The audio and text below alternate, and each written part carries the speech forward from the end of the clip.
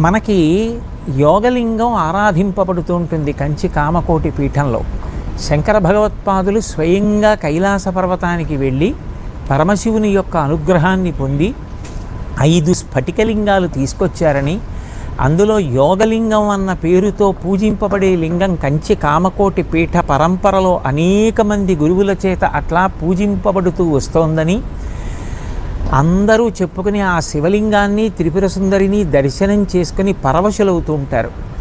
ఇందులో ప్రధానంగా శంకరాచార్యుల వారు ఏది చేసినా దీర్ఘదృష్టితో చేస్తారు. ఈ 5 శివలింగాల్ని తెచ్చి 5 ప్రాంతాలలో ఉంచి, కొన్ని శివలింగాలు సన్యాసాశ్రమంలో ఉండి కఠినమైన నియమాలు అప్పగించడంలో ఏదో పరమ ప్రయోజనాన్ని ఆయన లోకానికి అందించాలని అనుకుని ఉంటారు. అది మీ వంటి మహాత్ముల ద్వారా వింటే మా దృష్టిలో మీరే శంకర భగవత్పాదులు కనుక ఆ 5 లింగాల వైనాన్ని వివరించవలసిందిగా మిమ్మల్ని ప్రార్థిస్తున్నాను స్వామి. శంభోర్మూర్తి శరతి భువనే శంకరాచార్య రూప. అంటే శివగురు ఆర్యాంబ దంపతి వృషాచలేశ్వరుడిని ప్రార్థన చేసుకుంటే ఆ పరమేశ్వరుడు అందరికీ వారి కృపా కటాక్షాన్ని అందిస్తారు.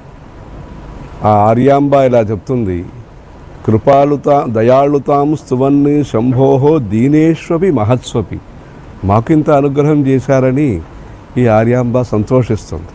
వృషాచలేశం సతతం చింతయంతి మనోభవం దయాళుతాం స్తువన్ శంభోహో దీనేష్వపి మహత్స్వపి. అలా సర్వకరుణామూర్తి అయిన పరమేశ్వరుడు అక్కడ కాలటీలో పరమేశ్వర అవతారంగా వచ్చారు.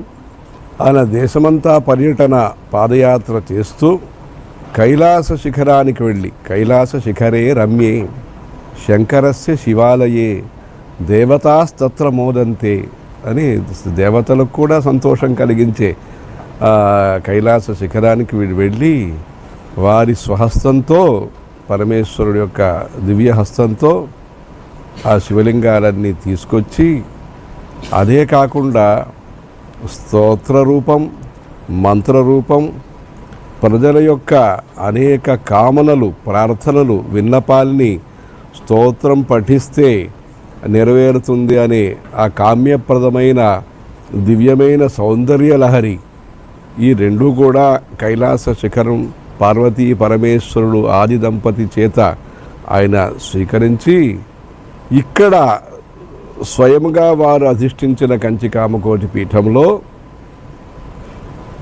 సర్వజ్ఞ పీఠం ఏదైతే కంచిలో ఉంటుందో అక్కడ జాగర్తి యోగేశ్వర అని చెప్పి యోగేశ్వరుడు, యోగచంద్రమౌళీశ్వరుడు అంటే వరలింగం, ముక్తిలింగం, మోక్షలింగం, భోగలింగం, అలా దాంట్లో ఇక్కడ కంచి కామకోటి పీఠానికి చెందిన యోగేశ్వరుణ్ణి ఇక్కడ పూజించారు.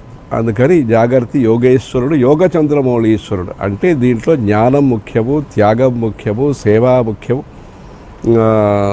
సౌజన్యం ముఖ్యం. అందుకని తత్వాలు అంటే శివుడే అన్నీ ఇస్తారట.